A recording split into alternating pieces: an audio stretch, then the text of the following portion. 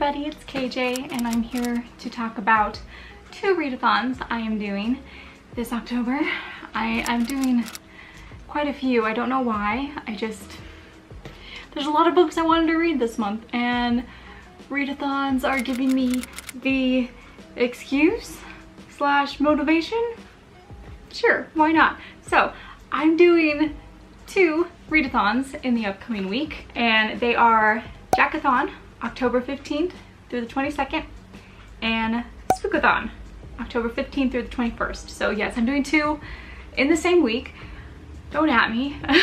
I've been reading at a pretty steady pace lately, so I figured I could handle 2 readathons in a week. Why? I don't know. We'll see how this goes. Okay, so I'll talk about Jackothon first. All right, that is being hosted by Julia at A Reader's World, Brittany in Books, and Peyton Reads. So there are a few challenges, but there is also a group book that everybody is reading, and that is The Hate You Give by Angie Thomas. And I think this is to, help support the book and the movie adaptation that is coming out this month as well. I think it's coming out this week. I'm okay with that because I have not yet read The Hate You Give. I know, I've been living under a rock. I know. So I'm excited to read The Hate You Give. And one of the challenges, I'm gonna be going out of order here, is to read a book and watch a book to movie adaptation. And so many people participating in the readathon will use The Hate You Give for that, since it's being released in theaters. I, however, live in the mountains in a small area. It's a theater that has 3 screens. So they're not playing The Hate You Give, unfortunately. And I'm not sure that I will be able to drive an hour either way just to go to the movie theater. I don't know. Probably not. Probably not. But I am still excited to read The Hate You Give anyway. Alright, so read and watch a book to movie adaptation. Well, let's see. First, I have Stephen King's Pet Sematary. And this is actually for the challenge of a friend chooses a book for you, which my mom chose this for me. Like, I gave her a few books that I did not already have set aside for readathons, and she picked this one. So yeah, I'm not exactly sure what Pet Sematary is about, but it's got quite a creepy cover, and I'm assuming Pet Cemetery, zombie pets, I don't know. That's pretty creepy. So because my mom picked this one out for me, this also fits the challenge of read a book with yellow, red, or orange on the cover. So Pet Sematary has red, and red in the background and in the cat's mouth. So it technically fits that challenge. And I could use this for watching a movie adaptation. I know they're making a new one, but there is still the 1989 version. the original adaptation. So if I can swing that one, I will read this one and watch the movie for this one. If not, I have Coraline by Neil Gaiman. So I can read this one and watch the movie, which I have not done either. So this would be fun. I think this is kind of like a twisted Alice in Wonderland type story where Coraline kind of ends up in a slightly different version of our world, and things are just creepy middle grade story.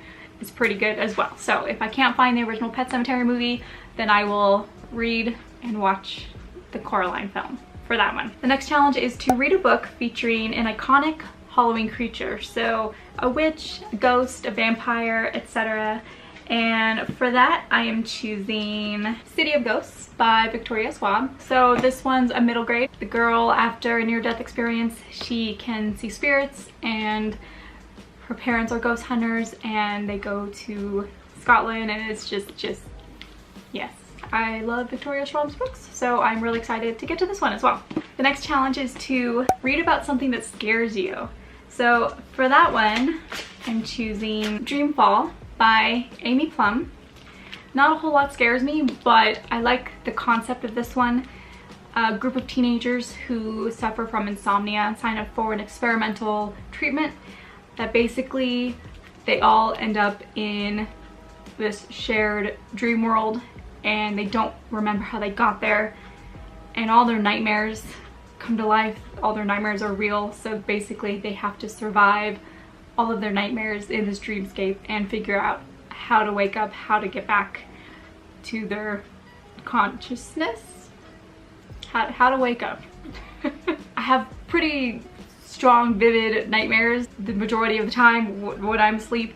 I also suffer from insomnia, so it's like, I don't know, both of those, like wanting relief from your insomnia and then having the worst thing being stuck in a like reality with all of your nightmares and other people's nightmares. Like, yeah, that's pretty dang creepy, and I wouldn't want that to happen to me. I don't know what I would do because my nightmares are creepy, so I would not want to subject other people to that.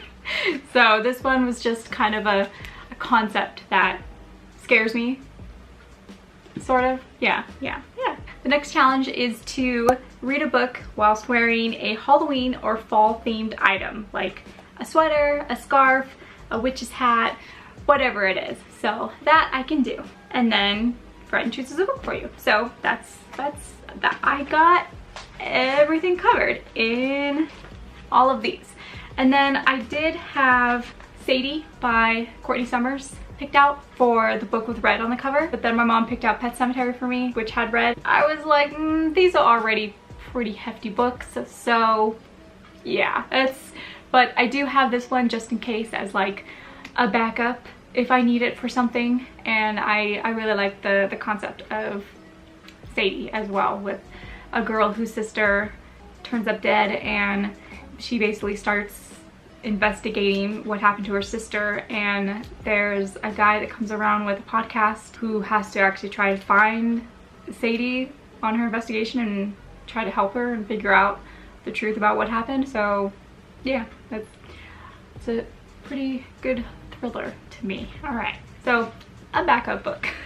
All right, so that's all for Jackothon. Now let's talk about Spookathon, which is happening in the same days. Spookathon is being hosted by Kayla at Books and Lala, Shannon at Bookerly, and Peter Likes Books. So this one has a group book as well, which is Toil and Trouble, 15 Tales of Women in Witchcraft. So I ordered this from the library. It's not here yet. So we'll see if I actually get to read the group book at some point during this week. Like, I'm keeping it open and I'm hoping for it, but we'll see. So the first challenge is to read a thriller, and for that I have Dark Matter by Blake Crouch, which this is kind of a psychological sci-fi thriller, and I've been wanting to read this one for a while. A man who's, I think, like a college professor, married with his family, he basically wakes up one day and the life he knows is no longer real. He wakes up in this other life where he's no longer a college professor and married with a family. He's a genius who has accomplished something brilliant, and basically it's just this twisted version of reality, and it's up to him where he's like, I want my family back. How can I get my family back, even if people are telling him it wasn't real? And he feels like it's real. Like, it's one of those dealing with potentially alternate reality or mind manipulation, just a nice psychological thriller with sci-fi elements, and I just, yes. So the second challenge is to read a book with purple on the cover, which the Toil and Trouble group read would work for that, if I could manage it. If I can't, then I have The Diviners by Libba Bray, which, it's a chunker, but I'm gonna try. I'm up for the challenge. There's a group of teenagers, I guess, and there's psychic abilities and demons and just fun stuff that's right up my alley. So I am excited to read this if I do not get to the Toil and Trouble. Otherwise, this will be set aside for after the readathon potentially, unless I manage to read a lot, then I will pick this up. The next challenge is to read a book not set in the current time period. So The Diviners could work for that because it's set in the 1920s. But if for some reason I don't end up reading this, if I do get the Toil in trouble and I want to read that one instead, then I have chosen The Ballad of Black Tom by Victor Laval. So this one Paige Screen Taylor was talking about in one of her videos, and I just really liked the sound of it, so I immediately ordered it for my library. And it's basically got a lot of the Lovecraftian mythos kind of, but mixed with Black Lives Matter. Really interesting to me because, you know, Lovecraft was racist. So I like the idea of taking Lovecraftian mythos and the notion of like maybe these eldritch gods and just, I don't know, combining them with better things like Black Lives Matter. It's just, yes. So the character of Charles Thomas Tester already knows what magic can do. Like he's kind of a dabbler, and he has a curse written on his skin that attracts the eyes of wealthy white folks and their cops, which, So he delivers an occult book to a reclusive sorceress in the heart of Queens, and Tom opens a door to a deeper realm of magic and earns the attention of things best left sleeping. So creepy Lovecraftian things in the darkness, also set in the 1920s, I believe. So yes, and it's a nice short one, so I might just throw this in here anyway, even if I do end up trying to read The Diviners. Who knows? I was just really excited about this one. So the next one is to read a book with a spooky word in the title, and I don't know if any of these, Dark Matter, The Diviners, okay, The Ballad of Black Tom, like those aren't real creepy yet, but The Toil and Trouble, maybe if I manage to get it. But the next challenge is to read a book with pictures. So for that, I'm doing Scary Stories to Tell in the Dark by Alvin Schwartz, drawings by Stephen Gamble. Sorry, the light is directly reflecting on the books, but I never actually read these as a kid, so there's been a few people who have recommended them to me, and I've seen them in their videos. So I'm looking forward to reading these short stories and looking at the creepy pictures. So yeah, short stories and creepy pictures, and this one, if not, has spooky words in the title, if none of the other ones do. It works for me. So yes, these 4 basically are my Spookathon TBR, happening the 15th to the 21st, and then the Jackothon TBR from the 15th to the 22nd. So yes, these are my 2 readathons that I'm doing this week. Yes, I'm going to try to read these books, or some assortment of these books this week. This week. Yes. I know. I know. No, I don't. I don't know what I'm doing, all right? Anyone who's been watching my channel for a while knows I have no idea what I'm doing. But I will be vlogging daily, but not posting daily, because that's too much for me, all right? I don't have my act together enough for that. I will be vlogging daily while I read in order to put it together for the wrap up at the end of the week. So these are my books for these 2 readathons. Let me know what you guys think of any of these books. If you've read them, let me know.